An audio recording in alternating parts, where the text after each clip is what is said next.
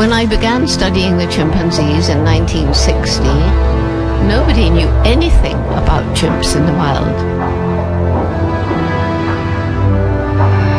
I've spent most of my life trying to understand and then to conserve primates, mainly chimpanzees, but all the other creatures that live in the forests.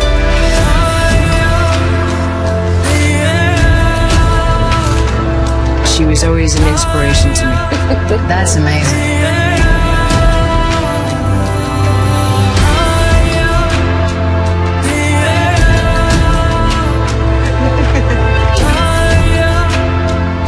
Roots and Shoots will choose a project to help people, they'll choose a project to help other animals, and they'll choose a project to help the environment.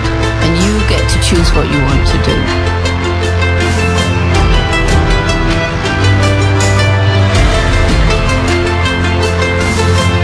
Each single one of you makes a difference every single day.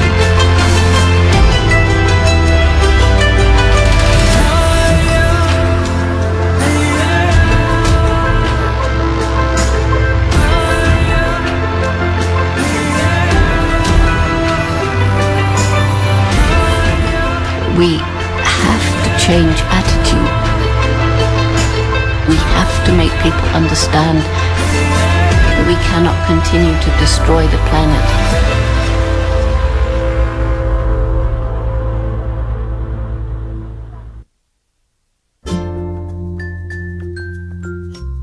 His name is Kabi. Torn from his mother's arm by poachers, luckily Kabi was confiscated and transferred to JGI's Chimpunga Sanctuary. During the first few days, Kabi was very curious and brave, though he never strayed far from his adopted mother, JGI caretaker, Christelle. As a JGI caretaker, Christelle has the expertise to care for young Kabi. And just when things were getting good, something amazing happened. Kabi met his two newest companions, George and Vienna. For Kabi and his friends, every day in Chimpunga is an adventure. This is Kabi's second chance. You can support Kabi's care in Chimpunga and help us keep our promise to never turn away a chimpanzee in need.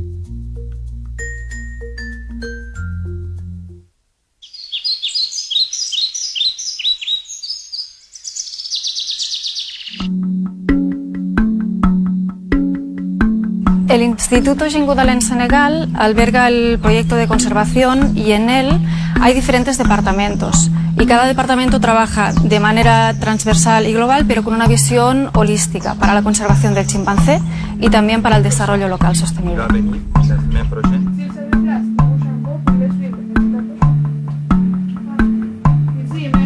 El Departamento de Investigación del Instituto Jane Goodall en Senegal lo que hace es el seguimiento ecológico de los chimpancés que viven en la reserva. Esto significa hacer el seguimiento de los chimpancés, intentar identificar las zonas donde duermen, las zonas donde comen, las zonas donde van a buscar agua, las zonas por las que se desplazan. Para la identificación de zonas de alimentación, de dormida, lo que se hacen son salidas de campo diarias, gracias a nuestros asistentes locales, que son los que mejor conocen el bosque y la zona, y lo que hacen es identificar las zonas principales. In the agroforestry department here at the Jane Goodall Institute, we mostly work with reforestations, and we also do agronomy, which means increasing food security for the local population.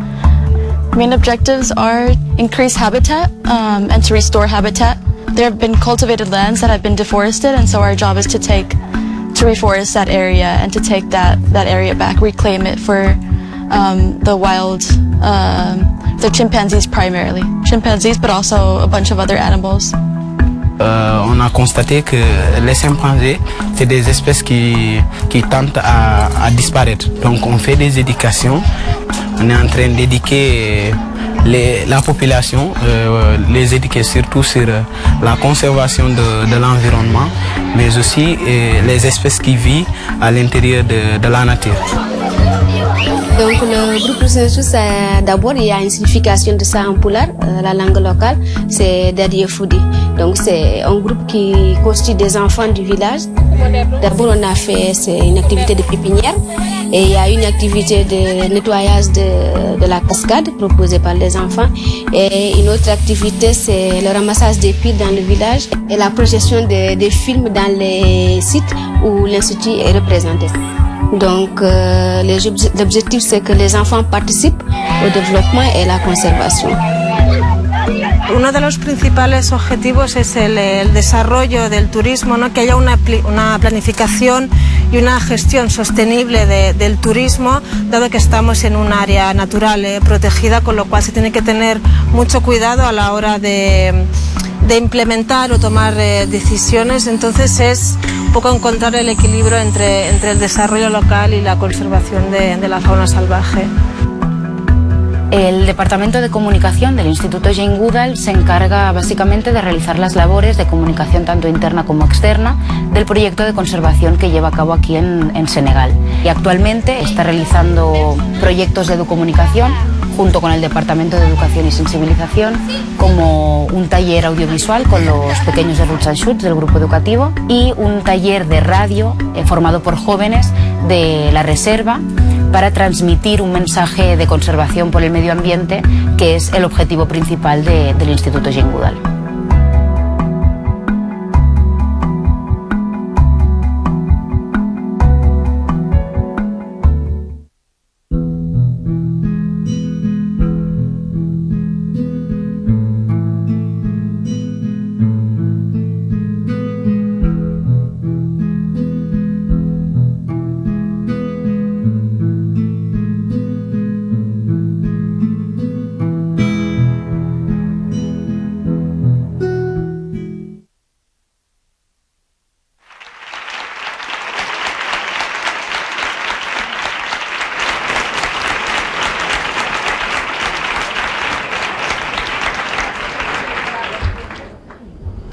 Hola, buenas.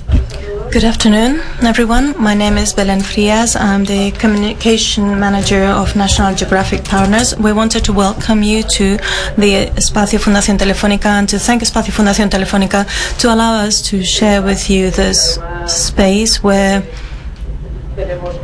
we have jointly the installation celebrating the 130th anniversary of the creation of the National Geographic Society.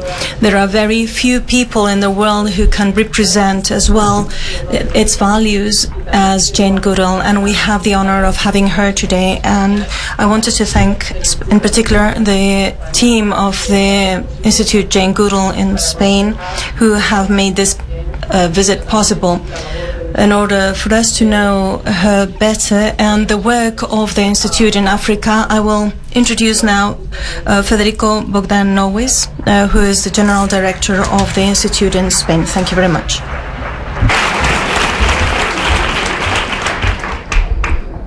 Buenas noches. Good afternoon. Thank you everyone for being here today, and everyone who has come to the Espacio Fundación Telefónica, and those of you who are following this session through the streaming. And we're very grateful to the National Geographic partners for enabling this opportunity, and it's an honor for us to have our founder and the inspiration for us to do our work. The Institute Jane Goodall was launched in 2007 in Spain. It's one of the 34 independent offices worldwide. We are working for raising awareness and about the environment. We have the Roots and Shoots program that Jane Goodall will explain more about later. We have different representatives who have carried out different programs, and you can see a lot of information about this in our website. We also carry out some projects in Africa and the Congo Republic. We fund, or we help funding the rescuing of chimpanzees who have been victims of hunting. We have the honor also a visitor from who comes from Congo, the author of the videos that you've been watching until now. And the Institute has the exclusive responsibility of carrying out preservation and study of wild chimpanzees in the area in Congo, and also to carry out some training programs about nutrition, for instance. And we have also Liliana Pacheco. If you have more questions about what we do, you can ask her. You can also find more information in our website, but you cannot see there why we carry out this work. And maybe you will find the answer to this question here when you listen to Dr. Jane Goodall, because for us, she's not only one of the most relevant scientists in the 20th century who revolutionized the primatologist studies and the knowledge that we had about chimpanzees, our own species, but also she's an activist raising awareness about the environment. And now that she's 84 years old, she has been in this world probably more than any of us. She has seen many changes in the world, and she still keeps traveling about 300 days a year in order to raise this awareness and delivering interviews, having very little time for herself and to rest. And we want to thank her because everything she does it freely, and she does it willingly, and everything, all the money that we gather allow us to carry out all these projects on site. And so I wanted to thank you all for cooperating and supporting the Institute in Spain. And I want to leave the floor now to this scientist and this wonderful human being, one of these Homo sapiens of whom we can be very proud. We do not always talk very well about our own species, but here we have a person who forces us to look at ourselves in a different way and to realize that if we all involve ourselves in the change, we can actually change things. And I hope that by the end of her talk, this magic that we felt ourselves will be passed on to you as well, and that you will join us in order to carry out in action, to inspire and to disseminate this message, to make this world a better place for all its inhabitants, not only human beings. It's been an amazing journey, this life of mine. This planet has filled me with the wonder of all living things, great and small. We cannot ignore this earth that surrounds us, that feeds us, shelters us, replenishes our bodies and our souls, and stretches our imaginations, where animals, plants, air, water, all care for us. We're all interconnected.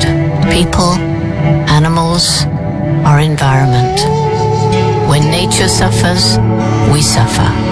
And when nature flourishes, we all flourish. I do believe in the possibility of a world where we can live in harmony with nature, but only if every one of us does our part to make that world a reality, so that when you look back over your journey, your life, you can truly say, I did make a difference. La doctora Jane Goodall. Please welcome Dr. Jane Goodall.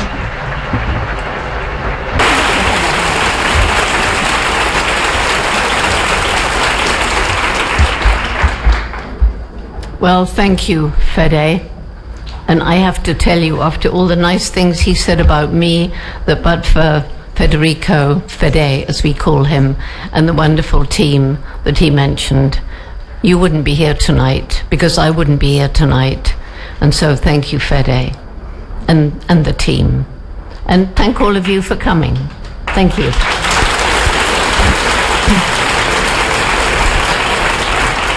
And that includes the people behind me. I can't turn around or you won't hear what I'm saying. But I am very sorry. I feel very rude. Well, maybe you can sort of hear me if I turn around. So I'm aware of you, and I apologize for turning my back to you, which is very rude, but I can't do anything about it. So, okay, first let me greet you, as I always greet an audience, with the greeting of a chimpanzee. We want to bring the other animals into this space.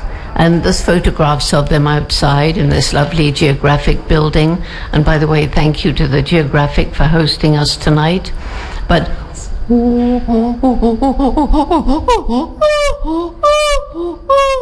and now the chimp people, please answer.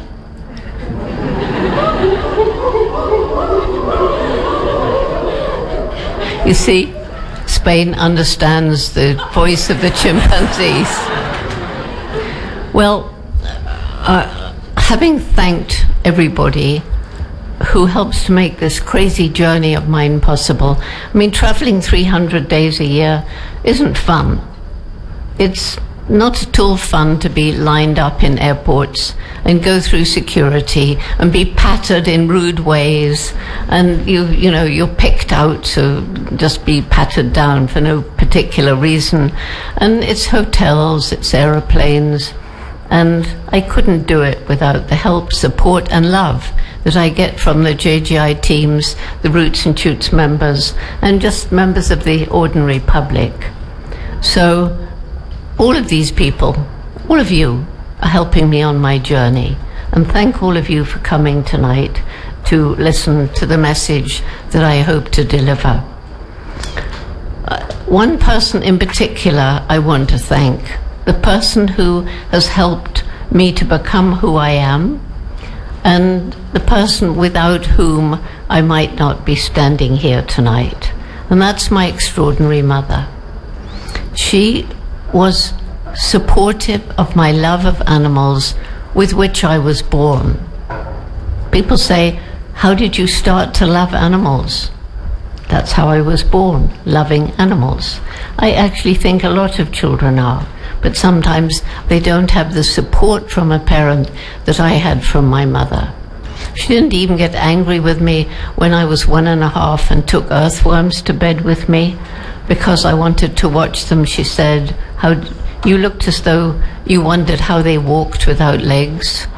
She didn't get angry with me when I was 4.5 and gave her the fright of her life because she took me for a holiday onto a farm and I disappeared for over 4 hours and she actually called the police. And when she saw this little girl running back towards the house towards evening, she saw that I was very excited about something. So instead of, how dare you go off without telling us, don't you dare do it again, which would have killed that excitement, she sat down to hear a wonderful story. I'd been given a job on this farm of collecting the hen's eggs. And apparently I was asking everybody, but where's the hole on the hen big enough for the egg to come out? Because I couldn't see a hole like that. And nobody told me. So I remember seeing this brown hen going into one of these little hen houses where they slept at night and where they also laid their eggs. And I thought, I'm going to find out for myself. I suppose I thought that. And I crawled in after her, which was a big mistake. And she flew out with squawks of presumably fear. And so I must have thought, well, no hen will lay an egg here. This is now a frightening place. I went into an empty hen house, and that's where I was for those 4 hours when I was missing, waiting. And I saw the hen lay the egg, and it was my first example, or my first experience of observing animals. And I tell the story because isn't that the making of a little scientist? Curiosity, asking questions, not getting the right answer, deciding to find out for yourself, making a mistake, not giving up, and learning patience. And a different kind of mother might have crushed that curiosity, and that's why I say I might not be standing here tonight. She continued, yeah, well, okay, I'll clap Mum.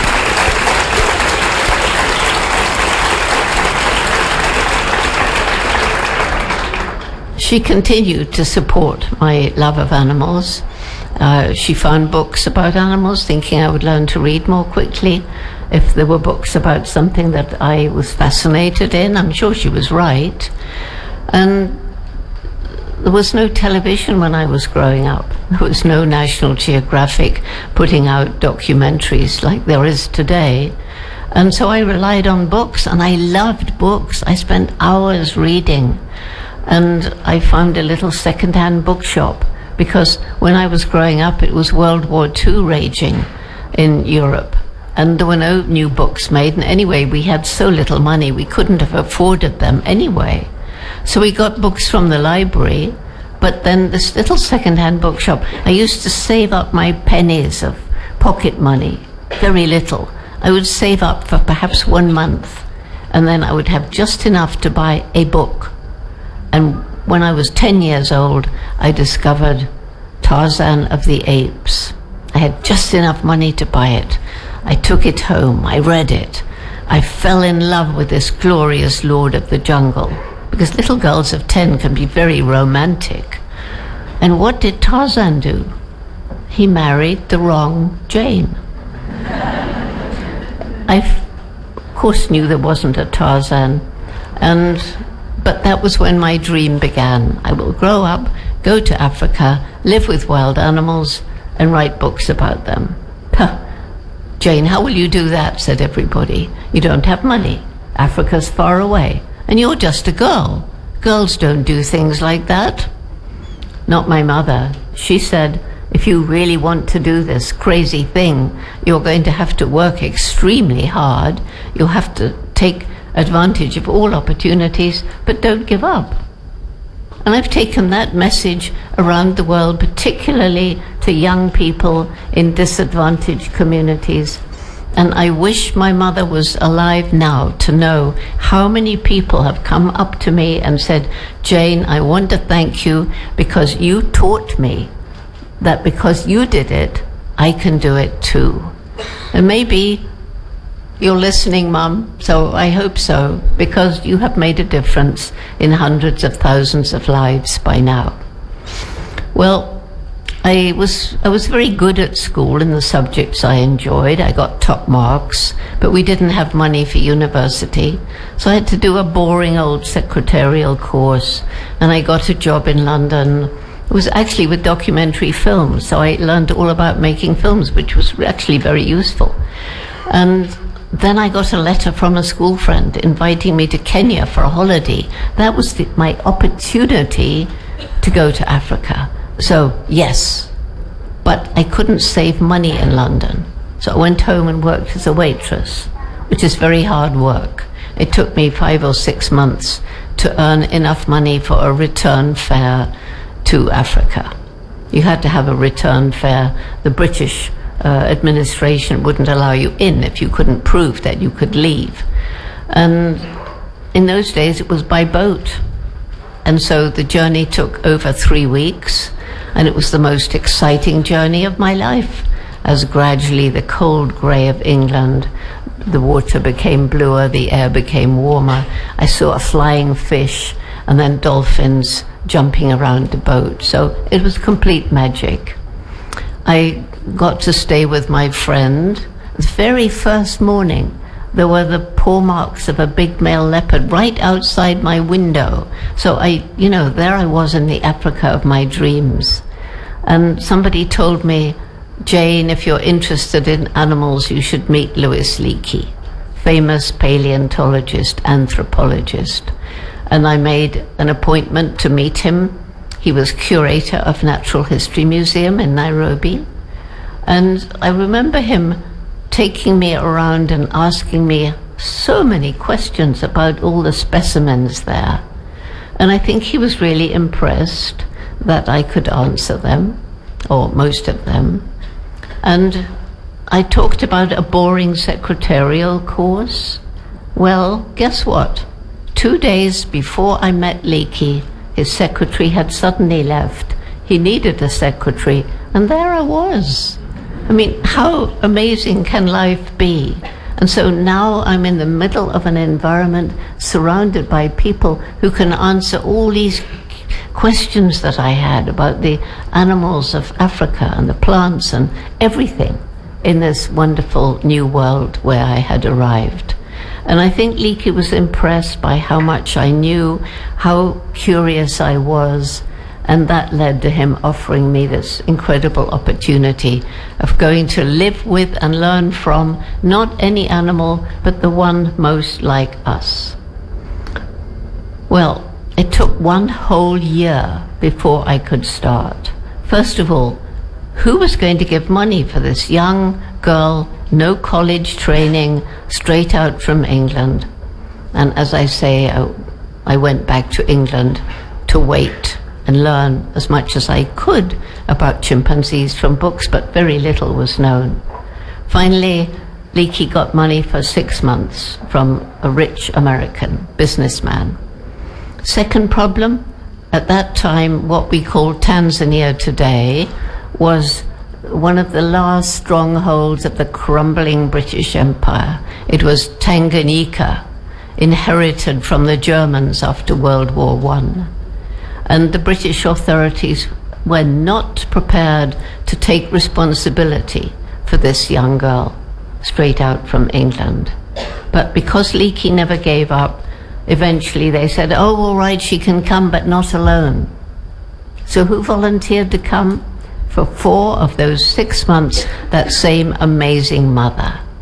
And she had to cope with all the things that I kind of took for granted because of all my reading, spiders and scorpions and snakes and baboons with their big teeth who quickly learned camp could provide food for them, and a cook who was often quite drunk on fermented bananas, and buffaloes occasionally walked through the camp, and there was a leopard. So I went up into the mountains each day, and she was left in camp with all these frightening things, but she was amazing.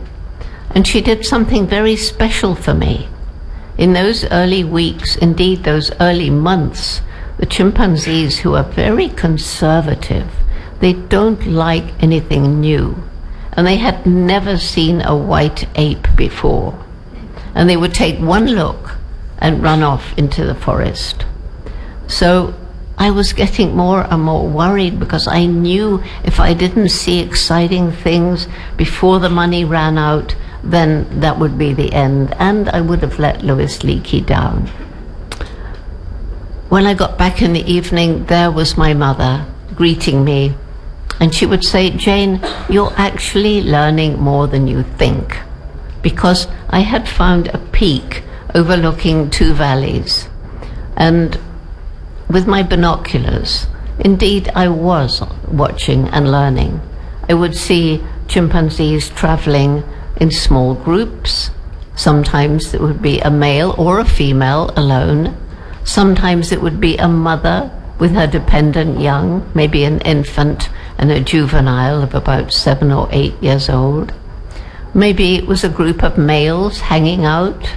Sometimes when a new food became ripe, the members of what we now know is a community, scattered members of this community of about 50 individuals, adults, adolescents, and juveniles. Sometimes they would all gather to feast on this new food. And then there'd be lots of excitement and screaming and squabbles and fun. And Mum said, you're learning about the different calls they make. You're learning about the different foods that they eat. You're learning about the fact that up in the trees each evening they make these comfortable nests, bending over the branches and bending them over again. And so it was really sad that she left just 2 weeks before the breakthrough observation. One chimpanzee had begun to lose his fear of me. I had named him David Greybeard because he had a beautiful grey beard. And on this never-to-be-forgotten day, I saw through my binoculars that he was crouched over a termite mound. He was breaking off grass stems. He was pushing them down into holes in the termite mound, pulling them out carefully and picking off the big soldier termites who were clinging on with their jaws, defending the nest. And sometimes he picked a leafy twig, and before he could use that as a tool, he had to strip the leaves and strip the side branches. That was the beginning of tool making. So if you saw that today, it wouldn't be exciting at all. Back then it was. Why?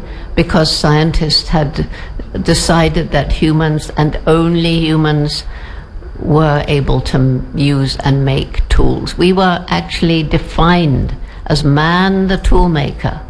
That was supposed to make us more different from the other animals than anything else. If those same scientists had asked the pygmies living in the Congolese jungle, they would have learned that chimpanzees used and made tools. The pygmies knew, but science didn't consider this a relevant course of investigation.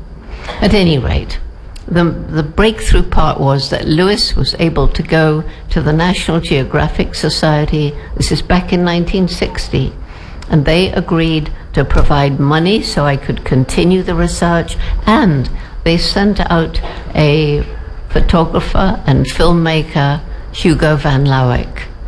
And it was Hugo's films and photographs in the early copies of the National Geographic magazine and the early National Geographic documentaries.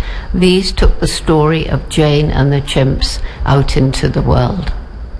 By the time Hugo arrived, content now that I had the money to carry on, that I could relax, because I knew I'd get the chimpanzees' trust if I had time. And now I knew I had time. And so by the time Hugo arrived, I already knew many of the chimpanzees as individuals. Already they were losing their fear and letting me closer and closer. And I was beginning to learn how like us they actually are. And Hugo was able to film tool using, tool making. He was able to film the way that they communicate with postures and gestures that we use too, kissing, embracing, holding hands, patting one another, swaggering, shaking a fist, throwing a rock, begging for food. And all of this was a way of proving to the scientific community that although initially they did not want to believe this young girl with no degree, what this young girl was saying was actually true. He really did take the story along with the Geographic out around the world. And now as we look back over the years, nearly 60 years of research at Gombe, it's still ongoing. The longest unbroken study of any group of primate in the world, probably the longest study of any group of wild animals in the world. I think so. But at any rate, looking back, we now know what a complex society they live in. These communities, they have territories. The males patrol the territories, protecting the resources for their females and young. They have a complex communication system. I've described postures and gestures. They have many calls, each one meaning something different, so they can communicate with each other over distance. The males, some of them are very highly motivated to compete for a high position in the male hierarchy. And they have different ways of getting to the top. Some of them use their intellect. They form alliances. They only challenge higher-ranking males if their ally is present to support them. And so they reach the top without too much aggression. Others are more bullies. And they're strong and they're aggressive, and when they're competing with a higher-ranking male, they swagger, they posture, they hunch their shoulders, they put on furious scowls, they look as dominant as they can, and they remind me very much of some human male politicians today. No names mentioned, but... And we know now that the ones who use their brains tend to last longer. The longest rule was 10 years, and that was Mike. And the ones who are more aggressive and swaggering don't tend to last too long, because alliances of younger males will depose them. Again, looking back over the years, we find that there are good chimpanzee mothers and less good chimpanzee mothers. And the good mothers are supportive of their young, just like my mother supported me. And as we follow the progress of their progeny, we find that the offspring of the supportive mothers do better. The females are better mothers, and the males tend to reach a higher position in the hierarchy. They're self-confident and probably sire more offspring. And looking back, one of the things that's been most fascinating for me is to follow the development of the relationship between mothers and their offspring. Because there's a very long chimpanzee childhood. Our children have a long period of childhood because our children have a lot to learn. Chimpanzee children also have a lot to learn. And you can observe them intently watching, for example, how an adult is using grasses as tools, or picking up a rock and using it to crack open nuts, these kind of things. And they watch, and gradually they try and imitate, and they make mistakes, but they persevere and eventually acquire the skill. So there's one definition of human culture, which is behavior passed from one generation to the next through observation, imitation, practice.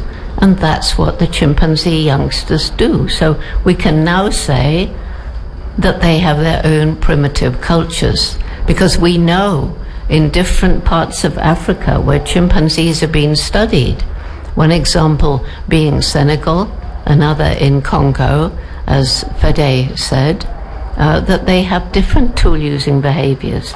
They sometimes use an inborn gesture in a different context. And so we can, as I say that they have their own primitive cultures. I was very shocked in the early days to find that chimpanzees, like humans, have a dark and brutal side to their nature. Any of you who saw the last Geographic documentary, Jane, will have been horrified to see that they're capable of a kind of violent, brutal, primitive war. And in fact, when one community divided, the larger portion systematically killed the smaller group that had moved off to the south.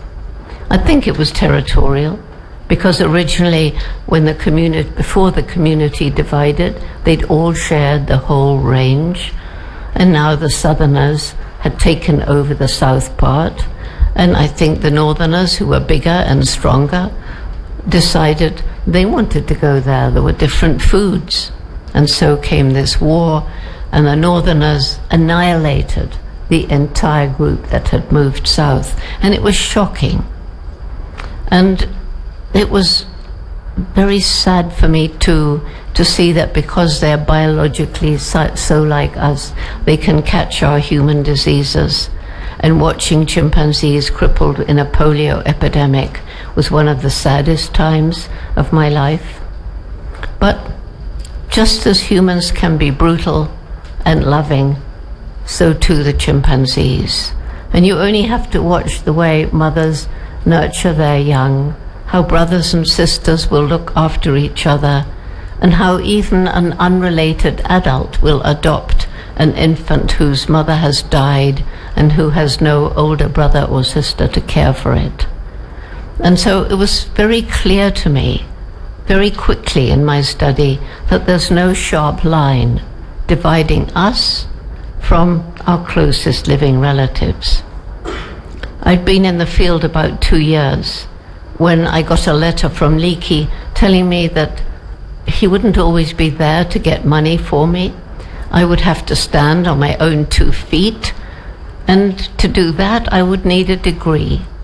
He said, Jane, there's no time for you to, what he said was, mess about getting a bachelor's degree. I've got you a place in Cambridge University in England to do a PhD in ethology.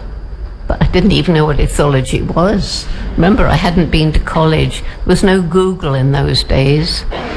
And of course, it just means studying behavior. Scientists rather like to use difficult words. I think it makes them feel important if they're doing something that other people can't understand. And I made a vow very early on that when that I would never use what I call jargon. I would try and use simple English. At any rate, I got to Cambridge and I was very nervous. I was nervous of these professors who knew so much. And I felt kind of naked because I hadn't been to college. So can you imagine what I felt when I was told that I'd done my entire study wrong? I shouldn't have given the chimpanzees names. That wasn't scientific. They should have had numbers. There'd be no David Greybeard, Mike, Goliath, Flo, Fifi, and all the rest. There would have been 1 and 10 and 16 and 20. I wouldn't have remembered who was who, and it wouldn't mean a thing to you. So they also told me that I could not talk about chimpanzees having personalities. I couldn't talk about them having minds capable of thinking. I couldn't talk about them having emotions like happiness, sadness, fear, despair, grief. Why? Because those were unique to us. When I went to Cambridge in 1962, science maintained that the difference between us and all the other animals was a difference of kind. Well, fortunately, I had a wonderful teacher when I was a child. And that teacher had taught me that in this respect, these scientists, for all their learning, were completely, absolutely wrong. And that teacher was my dog. You can't share your life with a dog, a cat, a rabbit, a horse, a pig, a bird, I don't care what animal, and not know that, of course, we are not the only beings on this planet with personalities, minds, and emotions.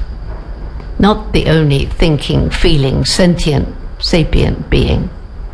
And let me diverge for a little bit here to say that I believe that right now is the most exciting time during my lifetime for young people wanting to study animal behavior, animal emotion, animal personality, and above all, animal intelligence.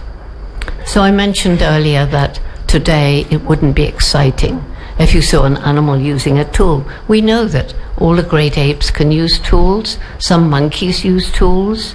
We now know that birds can use tools, crows, that parrots are highly intelligent. We know that the octopus can use tools and is highly intelligent. And now it's been discovered that a bumblebee can be taught to roll a little bead, and if it drops it down a hole, it gets a nectar reward. So that's amazing to people. But perhaps even more amazing, a bumblebee who has not been taught with reward can do the same task straight away just by watching the trained bumblebees.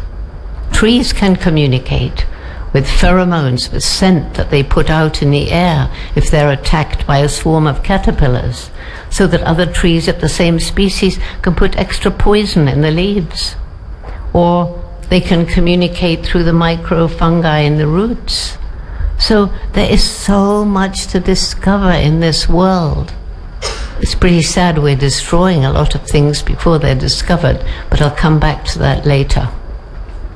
So this is why I carry these people around with me. First of all, let me introduce Ratty. Rats turn out to be extraordinarily intelligent. And this particular Ratty is illustrating the giant forest rat of Africa. Like all rats, they have an amazing sense of smell.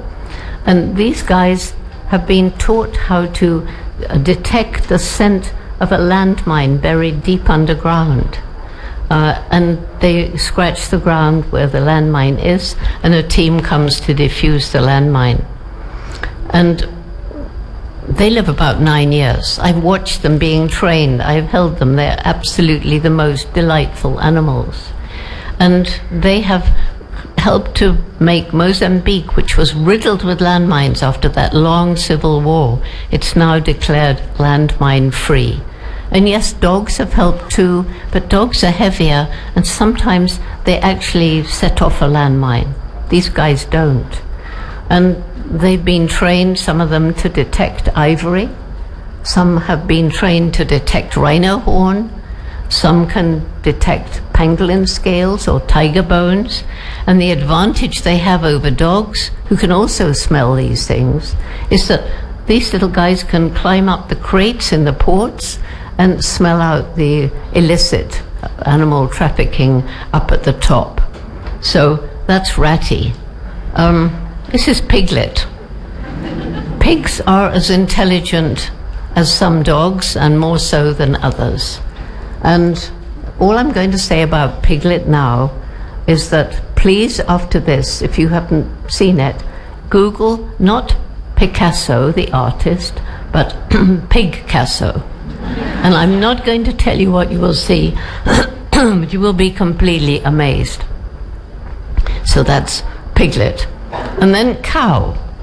Cows people tend to think of as stupid, bovine, and they're in all these terrible intensive factory farms and they're there to eat. But it turns out that cows are highly intelligent, and perhaps even more important, they can form really close, long-lasting bonds with their calves. The relationship is very close, but they're not allowed to have that relationship in the factory farms. And so I take them around with me so that I can talk about that, because I think it's very important. But now let me go back to my story. So I got my PhD and I went back to Gombe and I established a research station, and students came from different parts of the world to study different aspects of chimpanzee behavior. And they were the best days of my life, without any question. Partly because I was still learning about the chimps, but partly because every day I could spend time out in the rainforest. And there I could learn how everything is interconnected, how each little species has a role to play. And it may seem that a small species is not important, not significant. But if it becomes extinct, or maybe locally extinct, it turns out maybe it was the main food source of some other creature. And that may then become extinct. And then it turns out that that in turn will affect another creature. And the loss of one small species has in some cases led to complete ecosystem collapse. There are quite a few examples of this. So there I am, not only learning about this in the rainforest, but feeling this strong spiritual connection, which I feel so many people have lost with nature. But I felt it so strongly out in the rainforest, something which I think has helped to support me since I had to leave Gombe. So why did I leave? Why did I leave a life that was even better than anything I dreamed of? I left because in 1986 I helped to set up a conference, and it was to bring together people researching chimpanzees.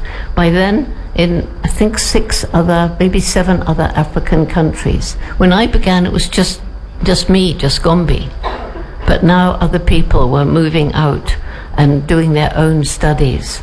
And so what we wanted to do was to bring these people together so we could share information about the different behaviors or the similar behaviors of chimpanzees in different environments. And we learned a lot. That was where we first began to realize how strong were the cultural differences. But at the same conference, we had a session on conditions in some captive situations. And that was a real shock to see the brutality with which little chimpanzees taken from their mothers at a young age are beaten in order to perform in circuses or for entertainment, to see how they were treated in some of the bad zoos, and to see, above all, the horror of our closest living relatives with whom we share 98.6% of our DNA in 5 foot by 5 foot laboratory cages alone. And at the same conference, we had a session on conservation that was equally shocking, that in all these places where chimps were studied, their habitat was being destroyed, the rainforests were being destroyed. It was the beginning of the bushmeat trade, the commercial hunting of wild animals for food. And in some countries, chimpanzees are eaten. And there was the live animal trade, the shooting of mothers to steal their infants to sell locally as pets in the markets, or to ship them overseas to be cruelly treated in other countries for entertainment, and in those days for medical research. So I went to that conference as a scientist with this wonderful life, and I left as an activist. People say, was that a hard decision? It honestly wasn't a decision. It was just a change. And I call it my Damascus moment, like St. Paul on the road to Damascus. So I left as an activist, but I didn't know what to do. First thing, I got permission to go into some of the medical research laboratories. I don't know why they let me in. It was a bit silly of them, but they did. Because honestly, if you don't see something with your own eyes, if you don't have some hands-on experience, how can you talk about it? I mean, yes, I'd seen the secretly filmed video, but that could be a cheat, or it could have happened long ago. I'll never forget the first visit to a lab, and I was introduced to one chimpanzee, Jojo. He'd been in this little cage by himself, bleak and barren, nothing there for him to do, for 20 years. And I knelt down in front of his cage. I was wearing a mask and looked into his eyes, and I thought about the chimpanzees in Gombe with their soft sleeping nests, surrounded by their family and their community, with always the stimulation each new day presenting different challenges. And the tears ran down into my mask. And Jojo stared at me, and then he reached out a very gentle finger and touched the tears and sniffed his finger. And I made a vow at that moment, Jojo, I'll try to help you and all the others. And it's been a long journey, but with the help of many other organizations, finally, all of the more than 400 chimpanzees in medical research in the United States are either in sanctuaries or waiting to go into sanctuaries once the funding has been found. Well, what about the conservation in Africa? I got a little money. The Geographic helped. They made an exhibition.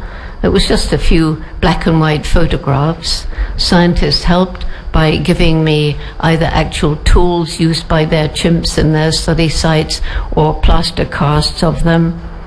And I got help, actually oddly, from the American government. But anyhow, I went to 6 different chimpanzee range countries. And I learned a lot about what was happening to the chimps. But I also learned what was happening to so many of the African people living in and around chimpanzee habitat. I learned about the crippling poverty, the lack of good health and education facilities. And of course, there's the ethnic violence. And it came to a head when I flew over my little research area, Gombe National Park. It's the smallest national park in Tanzania. It's only 35 square kilometers. And when I arrived in 1960, it was part of the great equatorial forest belt that stretched from East Africa all the way to the West African coast. By 1990, when I flew over in a small plane, it was a tiny island of forest surrounded by completely bare hills. More people living there than the land could support. Too poor to buy food from elsewhere. Farmland overused and infertile. People struggling to survive. Terrible soil erosion. Habitat destroyed. And that's when it hit me. It was like another Damascus moment. If we don't do something to help these people, we can't even try to save the chimpanzees. And that's when we began our program known as Take Care or Takari. Not a bunch of arrogant white people going into a poor African village telling them that they'd messed things up and we were going to tell them what to do to make their lives better. No. It was a group of 7 local Tanzanians. They didn't even have a PhD between them, but they'd worked in NGOs in forestry and education and agriculture and so on. And they went into the villages and they sat down and they listened to the people, 12 villages around Gombe, and asked, what do you think we, JGI, can do to help you? And so we began by helping them restore, or teaching them how to restore fertility to the overused farmland without chemicals, let me say quickly. And we worked with the local Tanzanian authorities to do what they should have been doing and improve the education and the health. We found money to keep girls in school after puberty, because it's been shown that all around the world, as women's education improves, family size tends to drop. And clearly there was a major problem here with overpopulation in the area. And we provided family planning. People say, but isn't that a politically sensitive issue? The people were so pleased to learn about family planning because times change, cultures change. And they realized they couldn't afford to look after large families anymore. They couldn't share out and parcel out land because there wasn't any land to parcel out. And so the women were very pleased to receive this family planning information, and so were the men. And I think perhaps the most important thing that we did was to introduce microcredit opportunities, particularly for women. And it was based on Muhammad Yunus's Grameen Bank. He's one of my heroes. I went with him to Bangladesh and met women who'd never touched money before. And when they told me about the difference it had made when they could take out a tiny loan, the kind of loan that a big bank won't give. They won't give tiny loans of a few dollars. And they started to cry, these women, when they told me the difference it had made. And so around Gombe, we were giving out, we established, eventually now there's 12 microcredit banks, and the people have to present programs that are environmentally sustainable, like a tree nursery or a chicken farm, something like that.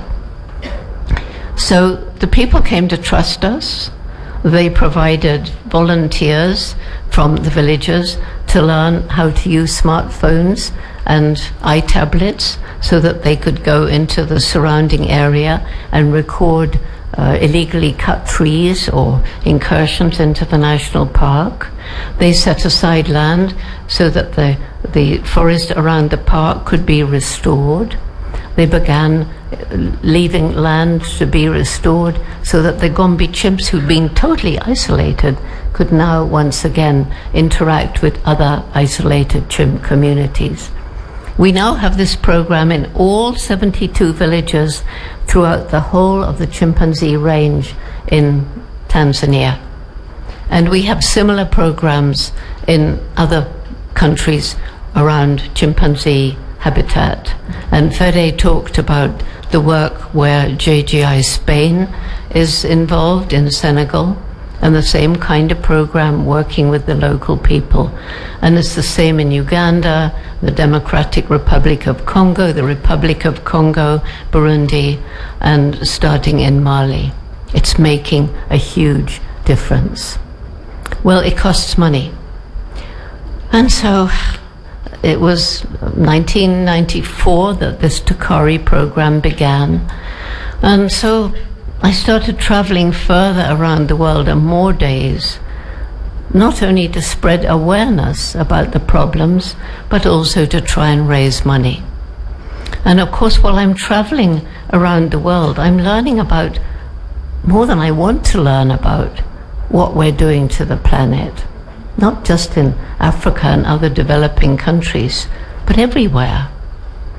And it's very strange. I talked about similarities between us and chimpanzees, but there are differences.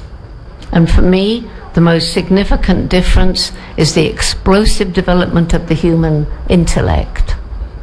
And, you know, animals, as we've seen, are way more intelligent than people used to think.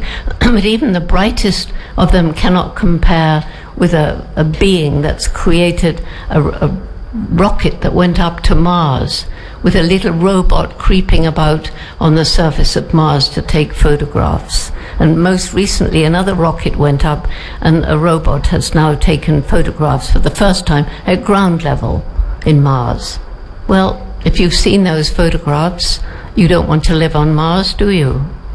And you know you can't live on the moon, and the other planets are further away or hotter, and we don't think we can live on them. There may be a planet supporting life as we know it on a faraway galaxy, but we're certainly not going to get there in our lifetime or our children's lifetime. We've got this one beautiful planet Earth, green with the forests and the vegetation, blue with the oceans. How is it possible that the most intellectual being that's ever walked this planet is destroying its only home? Is there a disconnect between this clever brain and love and compassion, the human heart? We've become intellectual, but are we losing wisdom? Are we making decisions based only on how will this help me now, me and my family, the next shareholders meeting, my next political campaign, and forgetting the old indigenous wisdom of making decisions based on how will this help future generations? And I think you all know what I'm talking about. We're polluting the air, the water, and the earth. I know that here there's air pollution. Just walking the little way from the hotel to this building, I saw so many cigarette stubs, nicotine, going down into the groundwater, polluting it and causing harm to so much life, including us. And of course, the two great lungs of the world was the forests and the oceans. Both absorb carbon dioxide and both breathe out oxygen. As we destroy the forests, they release carbon dioxide into the atmosphere, mingling with all the CO2 that's released by our reckless burning of fossil fuel. And as the oceans become increasingly polluted and acidified, they can no longer absorb the CO2. It's like a supersaturated solution. And there's huge areas where they're dead zones in the ocean. And you all know about the plastic that's contaminating the ocean. And I could go on for a long time talking about what we're doing to the planet. And three major problems we have to overcome. They all seem impossible. They all must be overcome. And this is where we've got to bring our brains, our clever intellect must help us. One, we've got to solve extreme poverty, because when you're really poor, you can't help destroying the environment because you've got to live. Or if you're in an urban area, you can't ask yourself, is this cheap product, has it caused harm to the environment? Did it cause cruelty to animals? Is it cheap because of child slave labor? You've got to buy it because it's the cheapest and you've got to live.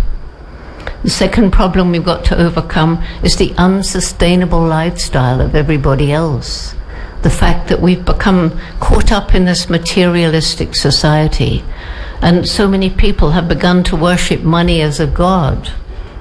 And it's led to this horrible difference between the very rich and the poor, so that poverty is getting worse and the rich are getting richer.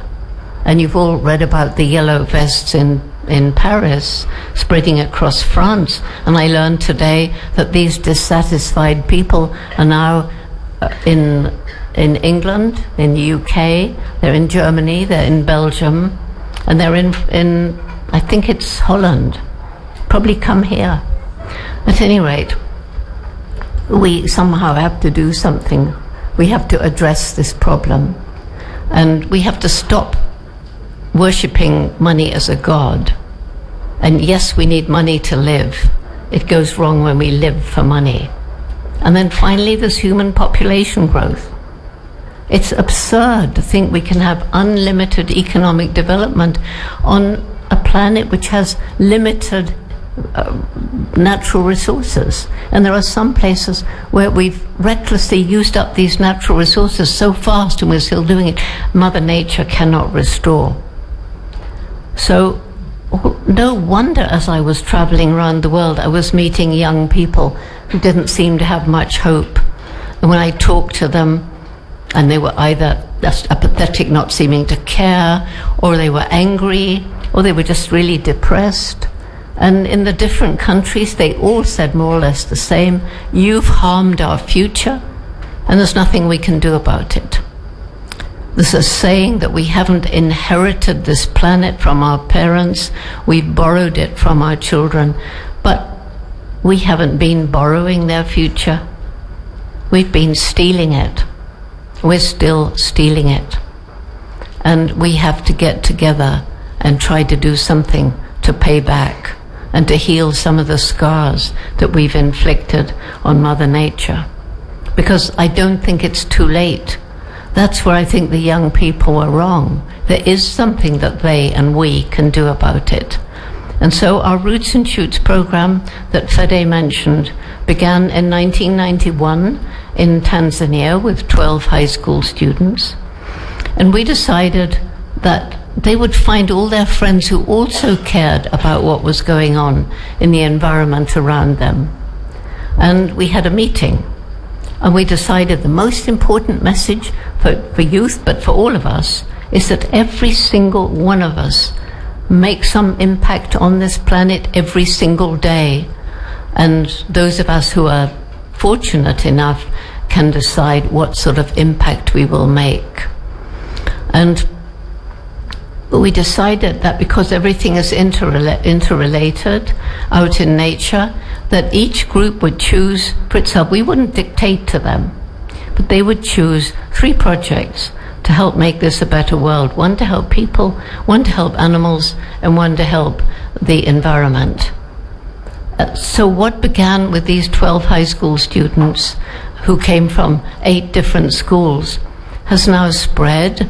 There's over 2,000 groups in Tanzania, for example, and we have Roots and Shoots in almost 80 countries, and we have about 150,000 active groups, and we have members in preschool and members in university and everything in between.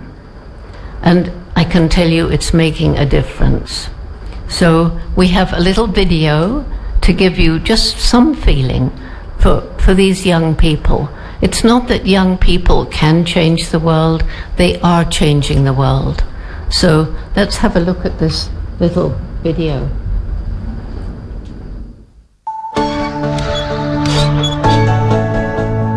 Roots and Shoots is about choosing to make the world a better place, choosing projects to help people, to help other animals, and to help the environment. Anybody can start a Roots and Shoots project. It's about rolling up your sleeves and getting out there and doing it. You're going to do them with your friends who care about them too. You're going to know that you're part of groups of children all around the world, same age as you are, and you're going to have a lot of fun. I thought it would be about vines and boring stuff like that.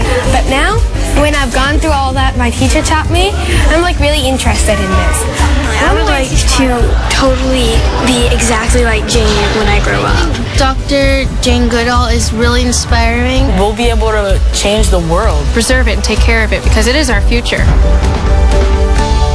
The most important message for Roots and Shoots is that every individual matters and every individual makes a difference every day.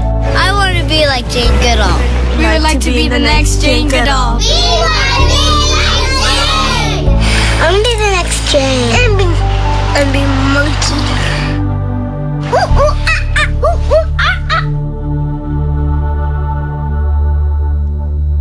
So that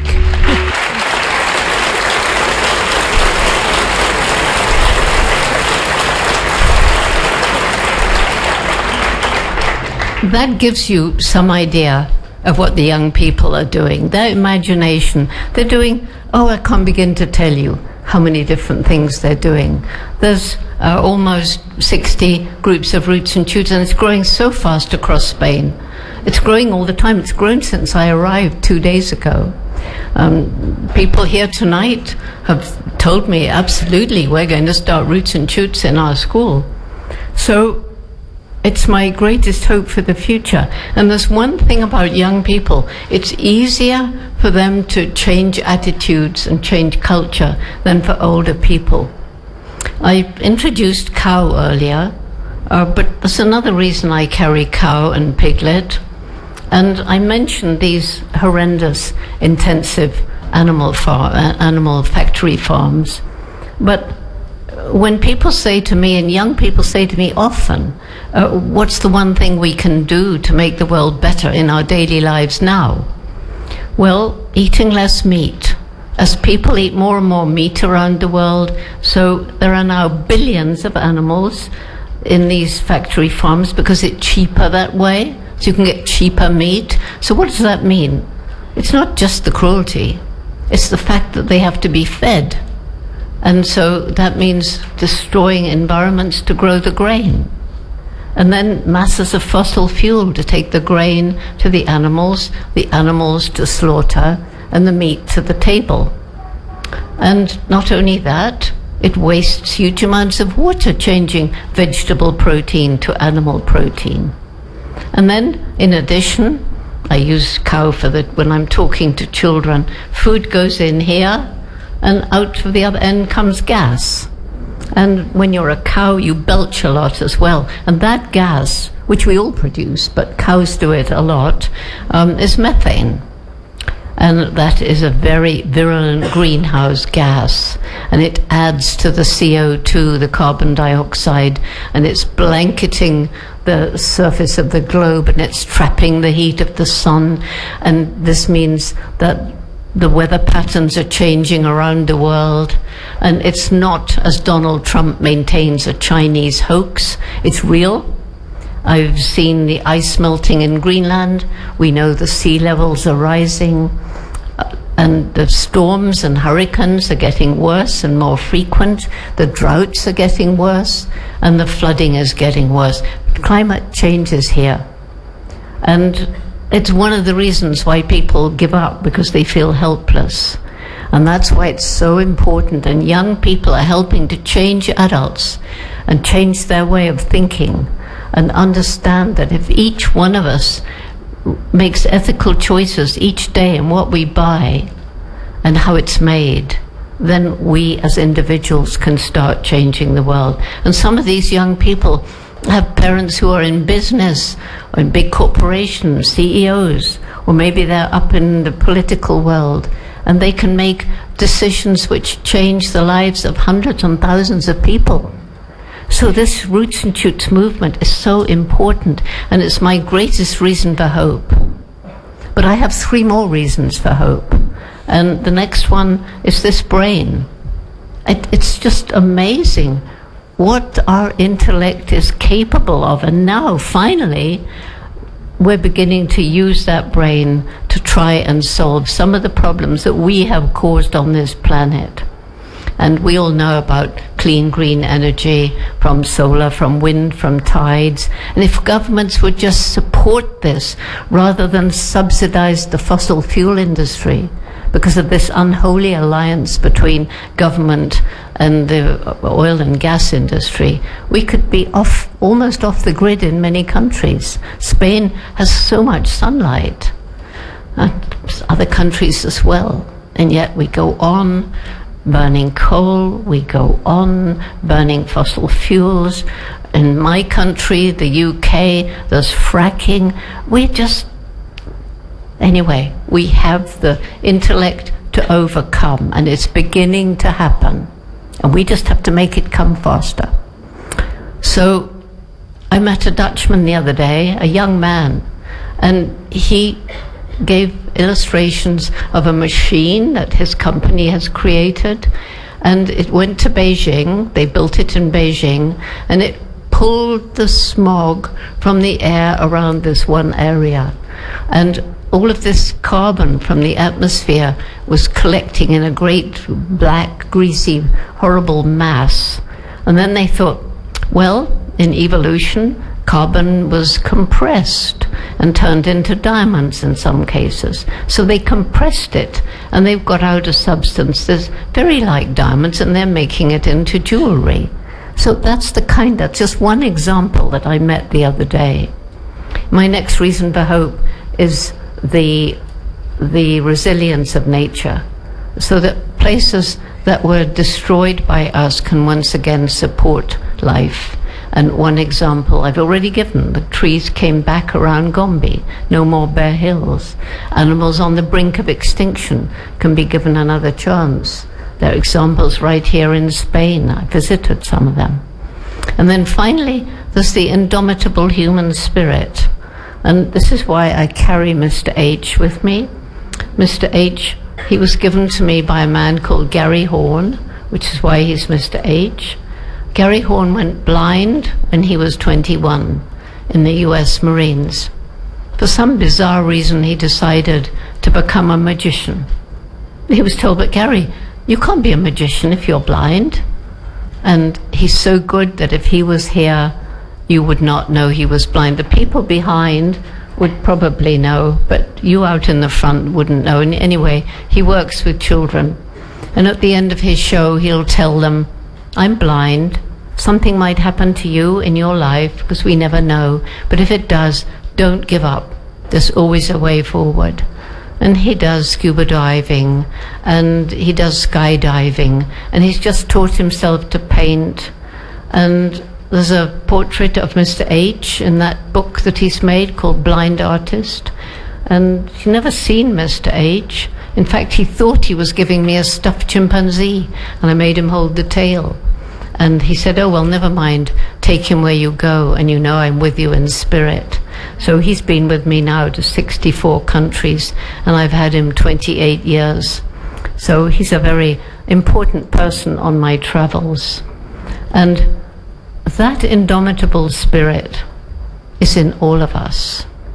We don't always grow it. We don't always let it out. We don't always understand. But we each have an indomitable spirit. And we're surrounded by people who tackle problems that seem impossible. We're surrounded by people with physical disabilities who are shining examples to us all. And we've got time for a few questions now, but after that, I want to prove to you that there can be the same indomitable spirit in animals as well. So that's the message I have for you now. You have an indomitable spirit, and each single one of you makes some difference on this planet every single day, and you have a choice. What sort of difference will you make? Thank you.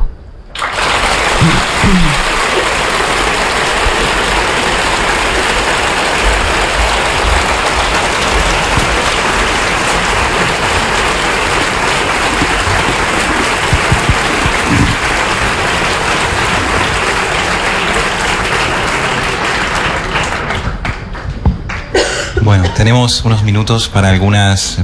We have a few minutes for questions.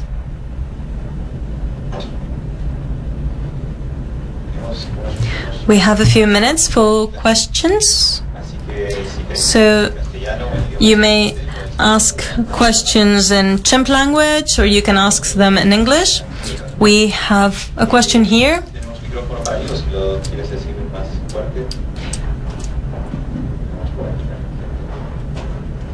We have several people who want to ask questions, and you can also write to us at the website. Understands me? So, well, first of all... Perdona, es que hay gente que no tiene... Uy, perdón. Perdón. Entonces en español. Primero... First of all, it was very inspiring. We are all environmentalists, and a biologist friend of us, so this touches us very closely. And I wanted to ask you, what would be the best way of involving other people in the fight against climate change, because there are many people who still believe that this is a hoax. And I would like to know what you would recommend to make other people get involved in this and to help each other. Well, I think, you know, one thing where sometimes environmental groups, animal rights groups make a mistake is they become rather aggressive and confrontational. And, you know, I'm right and you're wrong. And that's not the way. So the best way I've found in my life anyway is you've got to reach the heart. Forget the head. You've got to reach the heart. Most people have a heart. There are just a few who, I'm not sure, but anyway. So I talk about my experiences, you know, watching the ice melt in the Arctic, being with Inuit elders who said, when I was young, even in the height of summer, the ice never melted here. And now here we are, late winter, with the water pouring out of the ice, with the icebergs breaking off. And then I went to Panama, sea levels rising, high tide. Many of the indigenous people in Panama had to leave their island homes and be relocated onto the mainland. And I've been in Australia and talked to people who say there hasn't been a drop of rain in 7 years. They've had to kill all their livestock. It's the same in sub-Saharan Africa. So I think if you can tell stories like that, then people have to believe it. And you know about the hurricanes. Look at the United States. Look at the wildfires. These are stories that people can't ignore. So I would advise, you know, not arguing.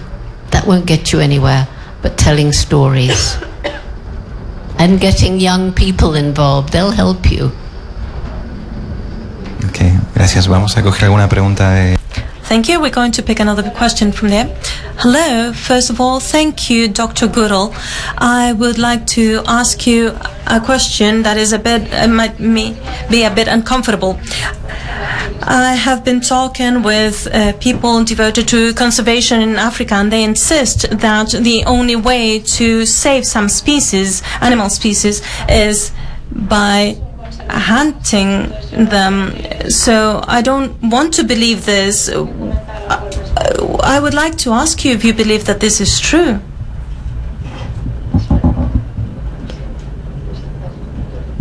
Some conservationists said that one way of saving animals is hunting them. Oh, okay. Well, I know this argument very well. Saving them by hunting them.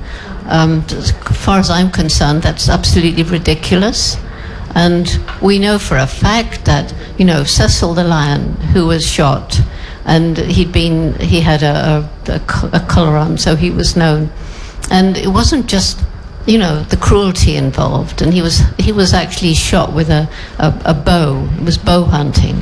And it took him 48 hours to die. And they didn't put him out of his misery because the hunter wanted to claim that he'd shot him with this blow, whatever, you know, what do you call it? Not a bow and arrow, but something like that.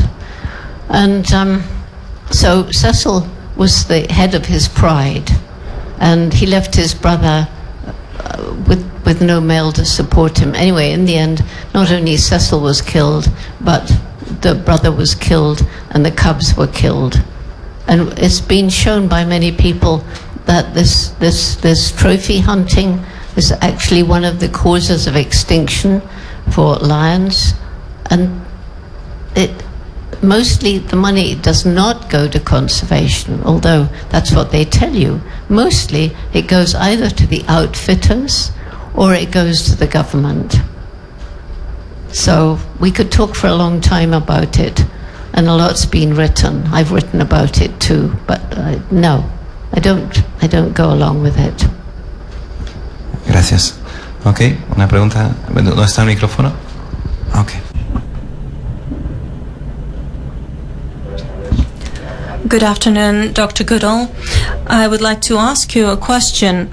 if knowing apes and chimpanzees would help us redefining human beings, especially in terms of death, the way they behave when a loved one dies among chimpanzees. Thank you. Chimpanzees show very definite signs of grieving. The mother will carry a dead baby around. Sometimes the adults will gather and just look, and they're very, very quiet. There was a wonderful example the other day, if you read about it, of one of the orcas, the killer whales, who carried her dead baby for well over a week. And there's no question, there's a lot written now by scientists about the fact that there is definitely a grieving process in animals other than humans. And so grief is a universal. Animals are sentient beings. Y hablando de... And talking about suffering and death, this might be a good moment to tell a story about a chimp as Wunda in Congo. He was about to die. This is the video I promised you.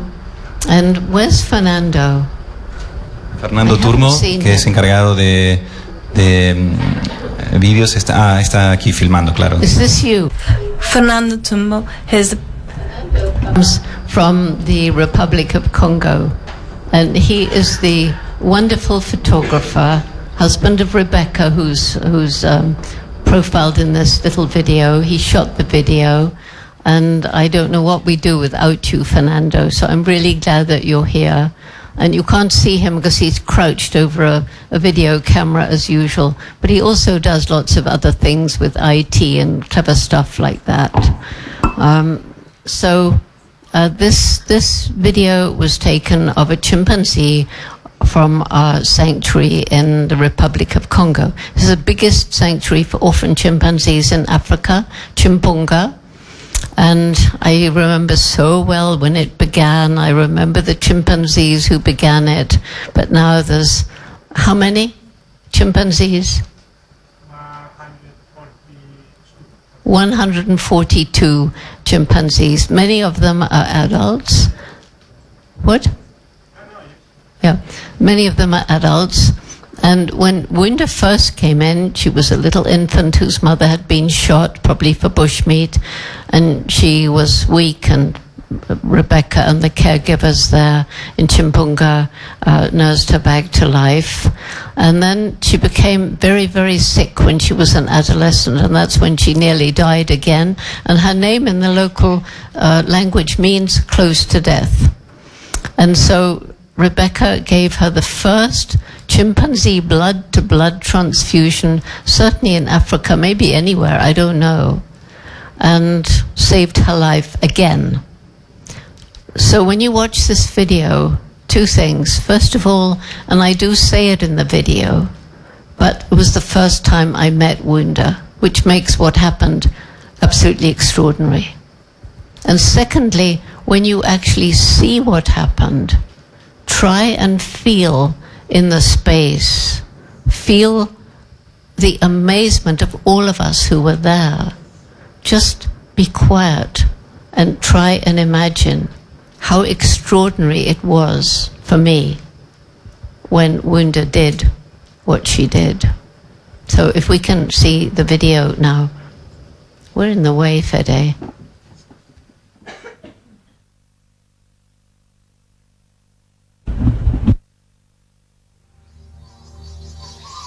This is a really exciting moment for me.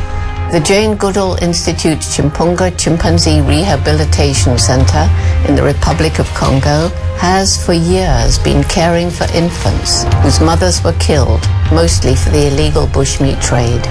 Many of them are now fully grown. Recently, we acquired 3 large forested islands on the beautiful Kwilu River, where we can release many of the chimpanzees from our overcrowded center. In here is Wunda, and she nearly died, but thanks to Rebecca, she came back from the dead. And here she is about to come out into this paradise. She's the 15th chimpanzee to get her freedom here. And we hope ultimately to have about 60 on the island. Today is the first time I've met Wunda. I talked to her on the boat, trying to reassure her. She must have wondered what was happening. None of us could predict exactly what she would do once the cage door opened.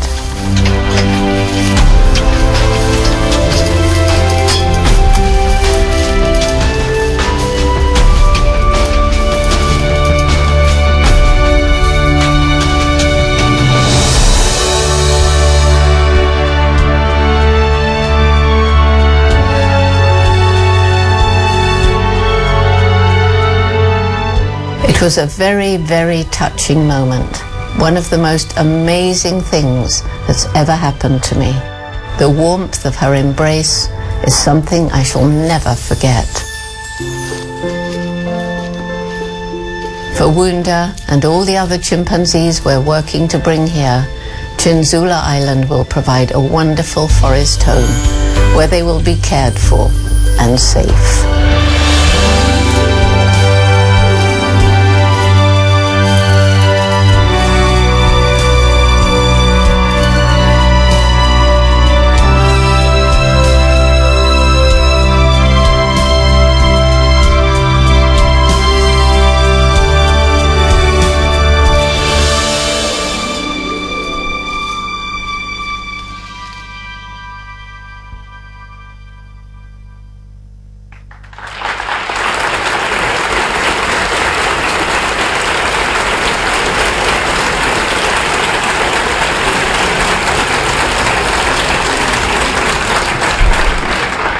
So I think you'll agree, Wunda demonstrated that same indomitable spirit, overcoming close to death twice.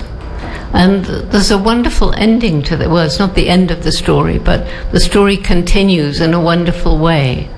Because Wunda is now she was, I'm a bit worried with Fernando here, but until recently anyway, and maybe still, she was the dominant female of 30. Right, I'm correct. So Wunda is the dominant female in a group of 30. And our chimpanzee females are on birth control. It's very expensive to look after every chimpanzee in Chimpunga. And with nearly 150 mostly adult chimps, we cannot afford lots of babies. So they have implants.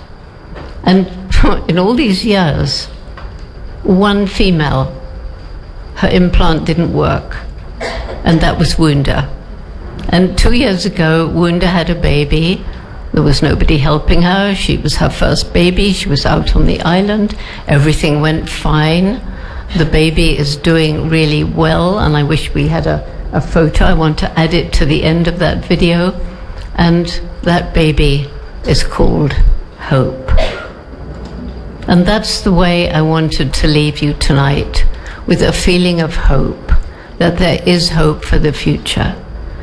I don't know that the window of time is very large, but we do have a window of time. And if we get together and each do our bit, then the future for Wunda and her youngsters, and all of our youngsters and future generations, will be brighter and better. And the world may never be quite as it was, but we can heal so many of the scars that we've inflicted. And so that's how I want to end. There is hope, and it depends on us. Thank you.